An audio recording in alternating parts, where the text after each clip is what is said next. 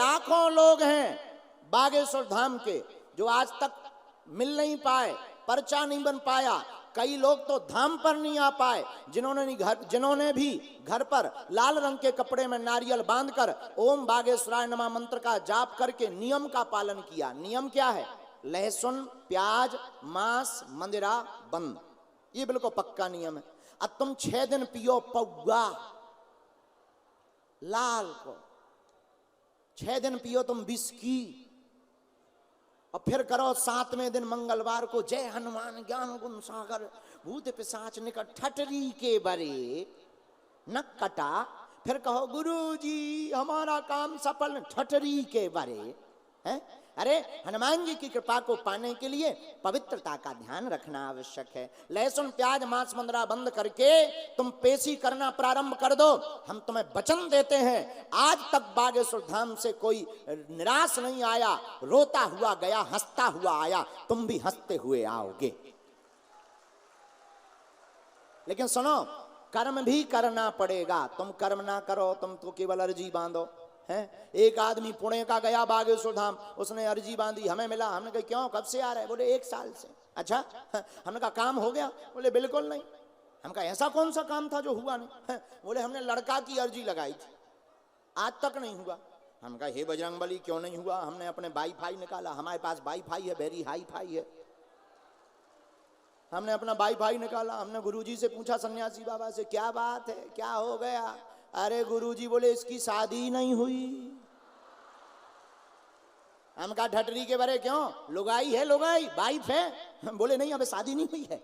तो हमने कहा तुमने लड़का की अर्जी क्यों बांधी? बोले हमने थोक में इकट्ठी बांधी, लड़का की लगाएंगे तो शादी अपने आप होगी। लो बताओ, हम समझ गए आप पुणे के हो। नाम उसका चंगीलाल था। बोलो सीताराम। अब ये नहीं बताएंगे कि वो संगमबाड़ी में ही रहता है, क्योंकि यहाँ के गांव के लोग वरना नाराज हो जाएंगे पुणे। तो हम आपको ये बताना चाह रहे हैं, कर्म भी करना पड़ेगा। अगर हमने कह दिया कि जाओ 2024 में 25 में तुम्हारी शादी हो जाएगी, तो अब तुम्हें दूल्हा तो बनना ही पड़ेगा है?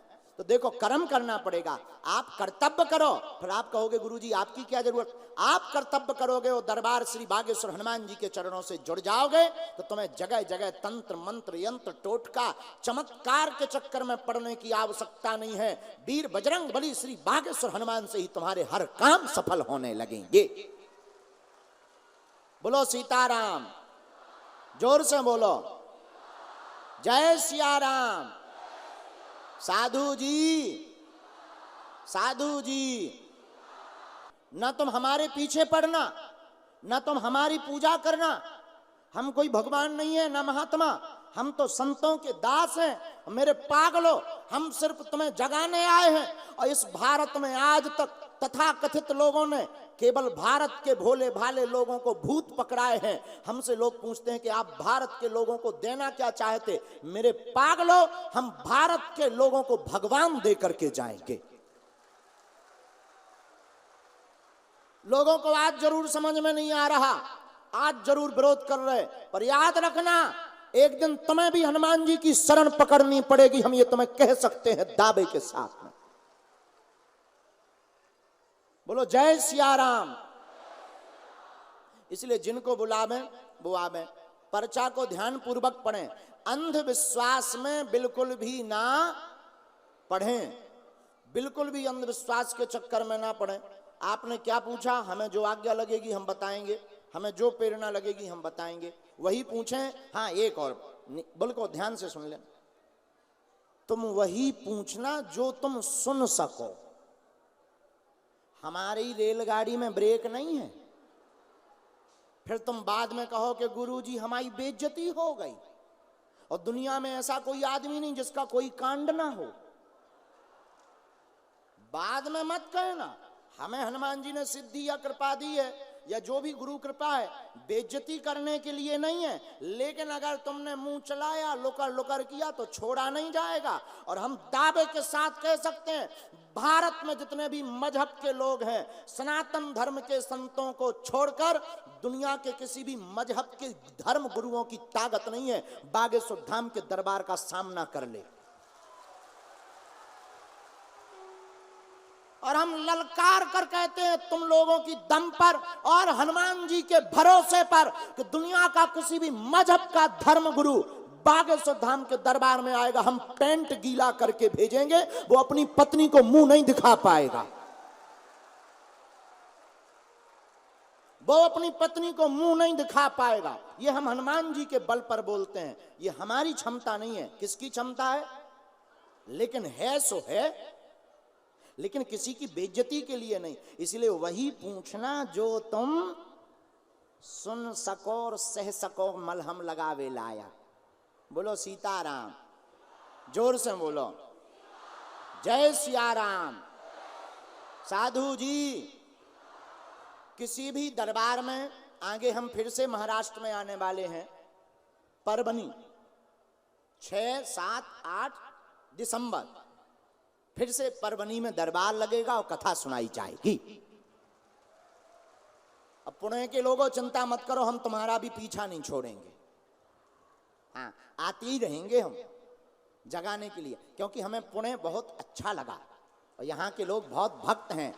एक बार जोरदार अपने लिए ताली बजा लो। और हमारे श्री जगदीश मुलिक जी, उनका पूरा परिवार बहुत अच्छा है, उनके भाई माता जी, उन्होंने बहुत बड़ा आयोजन किया, उनको भी ताली बजाकर एक बार धन्यवाद जरूर दो, जिन्होंने हमें कहा कि चलो गुरुजी पुणे। हमें भी बहुत अच्छा लगा, बहुत बहुत साधुवाद है उनको, इतना बड़ा आयोजन इतनी व्यवस्था से करवा रहे। यहाँ की पुलिस प्रशासन भी बहुत अच्छी है और बहुत व्यवस्थित रूप से ढंग से कार्य चल रहा। इतनी भीड़ में किसी भी प्रकार का कोई उपद्रव नहीं हनुमान जी की दया से हो रहा। ये यहाँ की पुलिस सेवा में जितने लोग हैं उनको भी बागेश्वर हनुमान जी की पीठ से साधुवाद है। सीताराम। तो लो अब दरबार शुरू करते हैं। किसी भी दरबार में अपना नाम, अपनी समस्या, अपने बारे में किसी को भी ना बताएं, ताकि तुम्हारे मन में कोई खोट ना आ पाए। ठीक?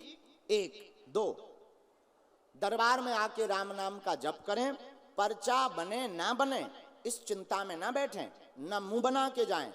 आपके बागेश्वर बालाजी सबकी सुनते हैं, तुम्हारी भी सुनेंगे। और वो जब विदेशों का भी पर्चा बना देते हैं तो तुम तो भारत वाले हो, तुम्हारे बारे में तो उन्हें पता है ही है।